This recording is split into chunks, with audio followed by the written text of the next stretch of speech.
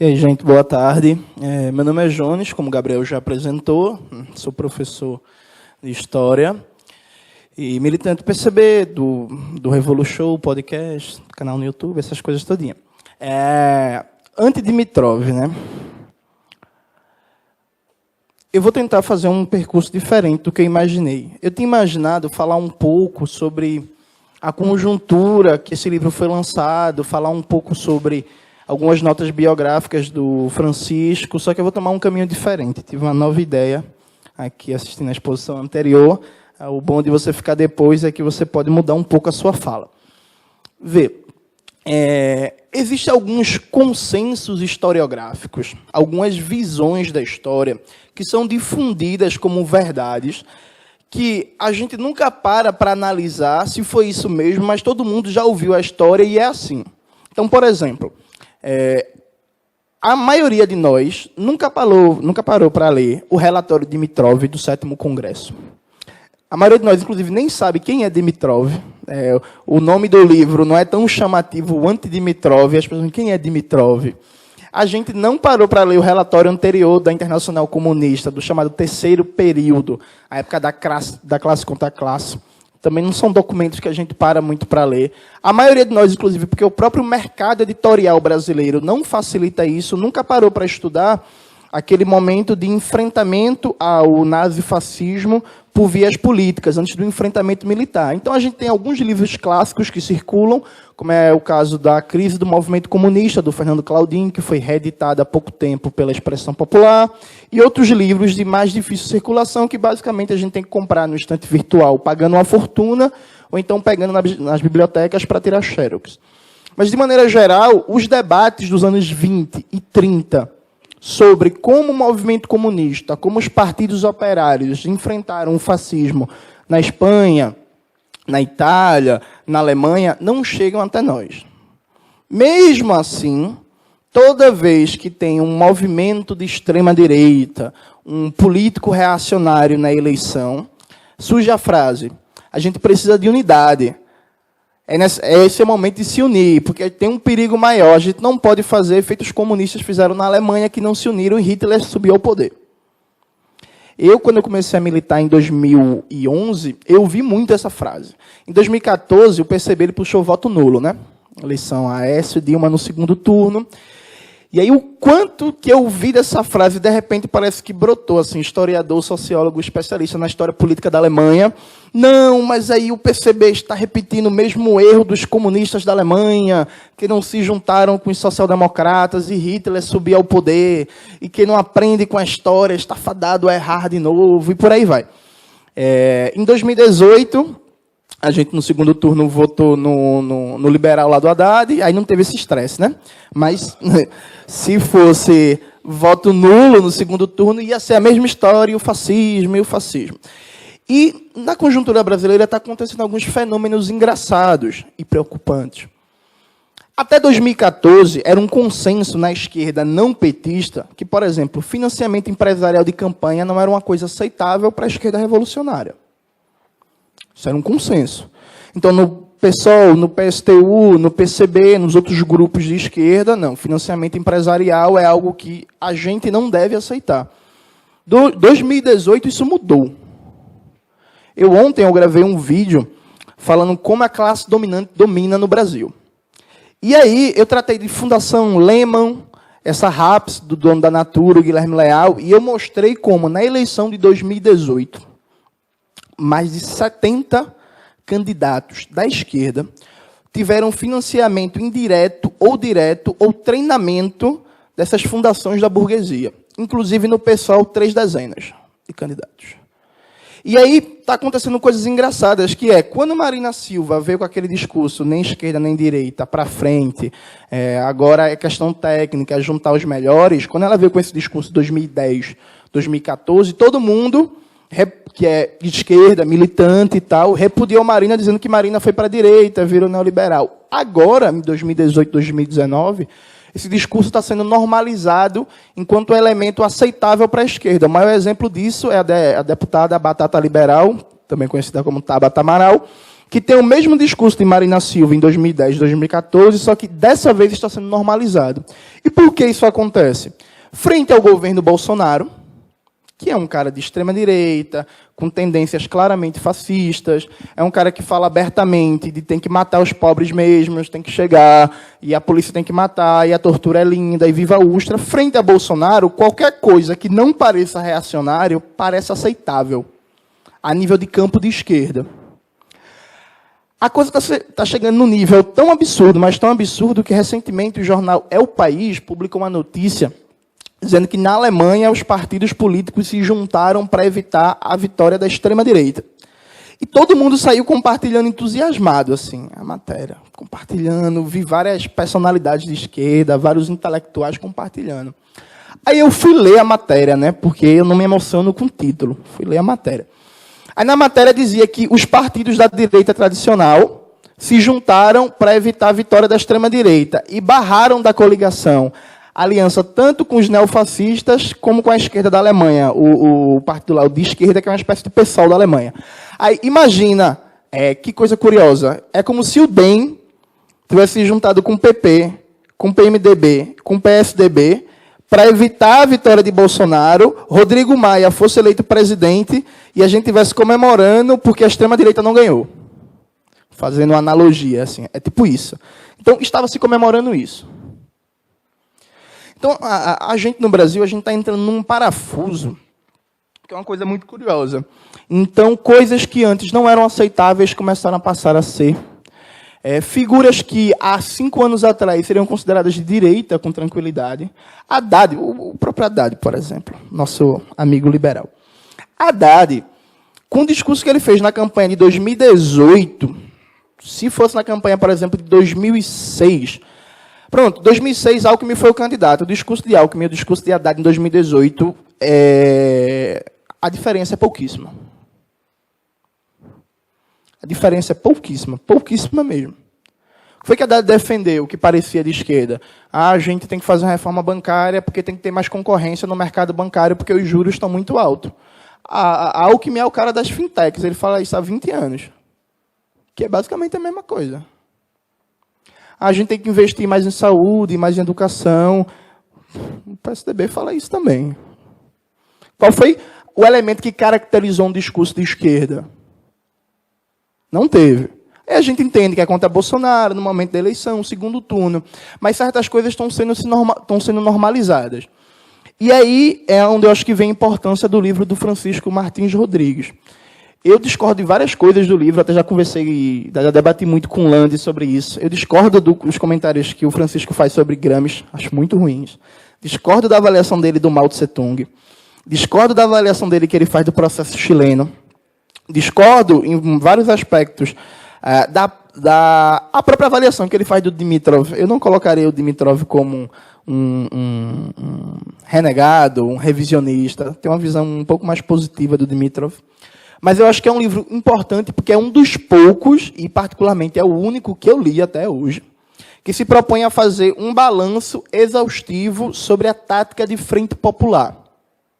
Essa ideia de que, frente a um governo de extrema-direita, frente a um projeto político de extrema-direita, o papel dos revolucionários, dos socialistas, dos comunistas e dos anarquistas é rebaixar a sua pauta de princípios, rebaixar o seu horizonte político, rebaixar os programas, as palavras de ordem, se juntar, como a gente fala em Recife, com gato, periquito, cachorro e papagaio, com todo mundo que estiver ali, todo mundo que não for reacionário, a gente se junta para combater a extrema-direita. Com que objetivo? Preservar a democracia burguesa e os direitos democráticos.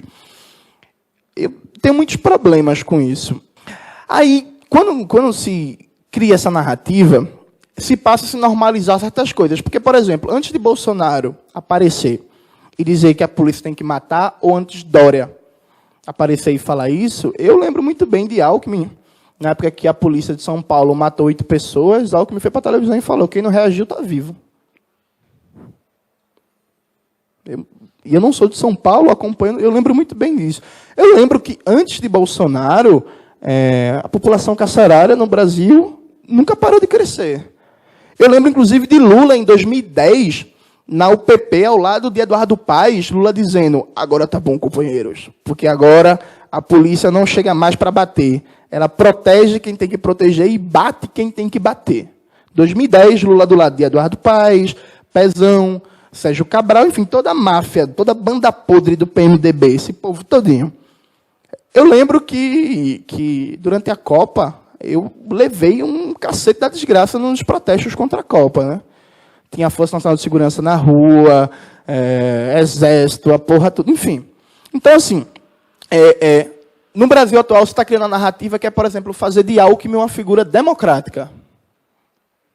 Fazer de Marina Silva do Itaú, da última eleição, lembra? Que era candidata do Itaú, da NECA Setúbal. Fazer de Marina Silva uma aliada do campo democrático contra o fascismo.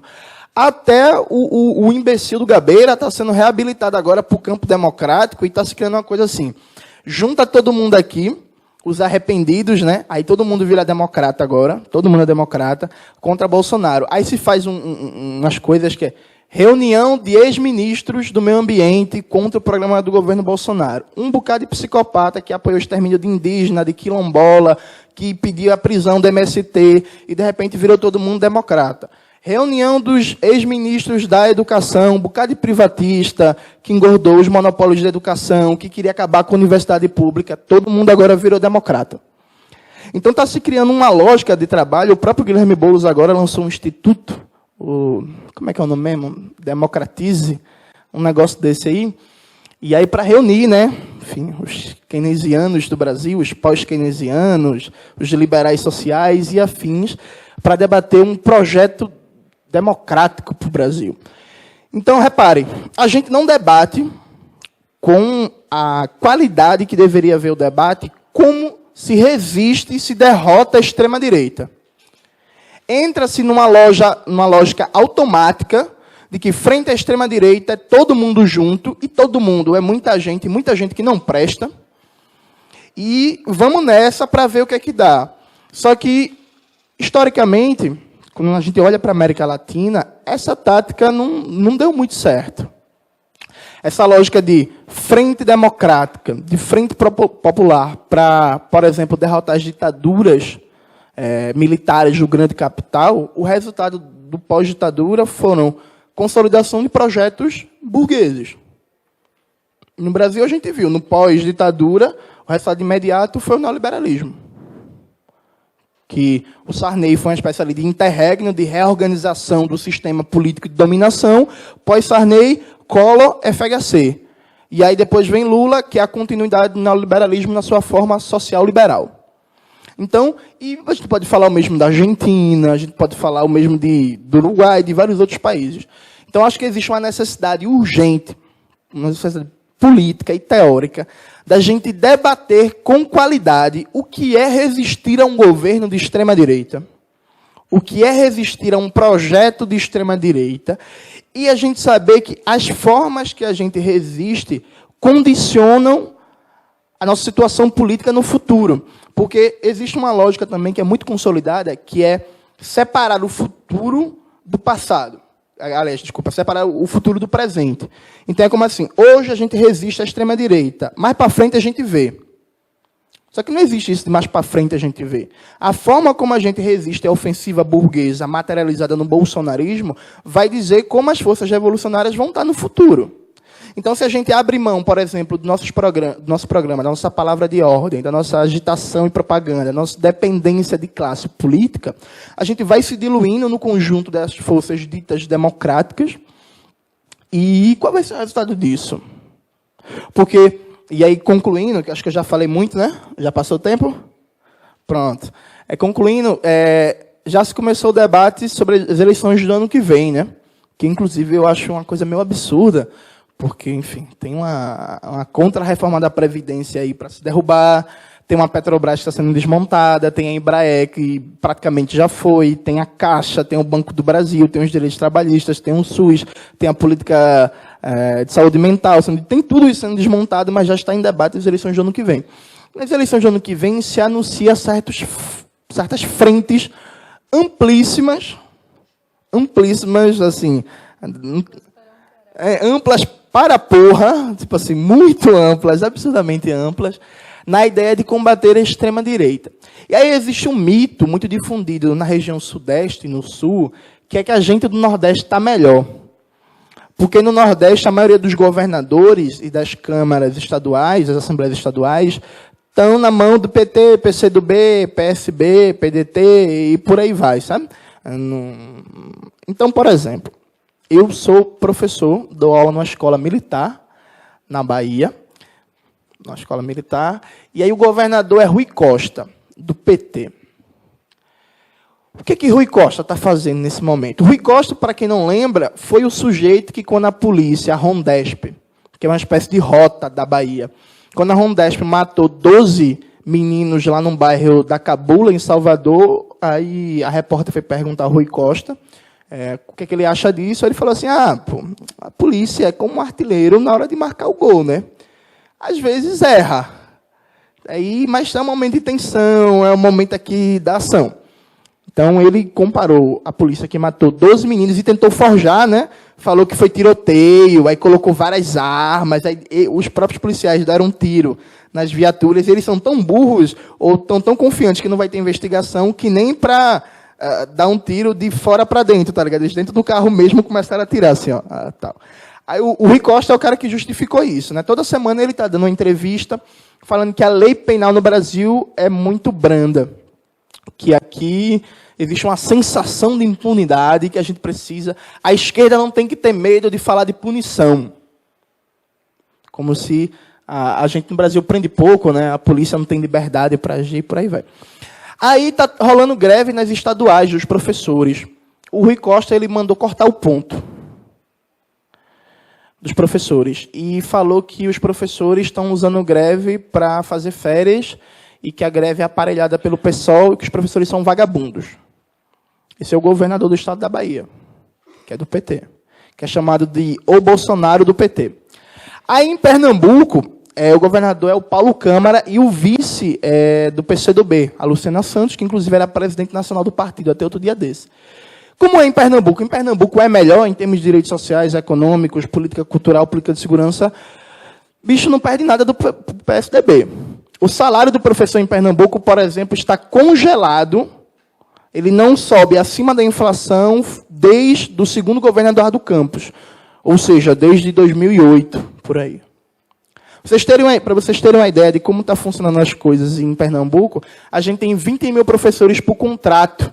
E não tem concurso para professor das áreas das humanas desde o primeiro ano do governo Eduardo Campos, ou seja, desde 2007, 2008. Então, a política de massacre que o PSDB faz aqui em São Paulo com os professores, por exemplo, é a mesma. Qual é a diferença? Qual é a diferença do que o governo Bolsonaro faz? Paulo Câmara não fala de escola sem partido. Sim, mas o que é mais importante?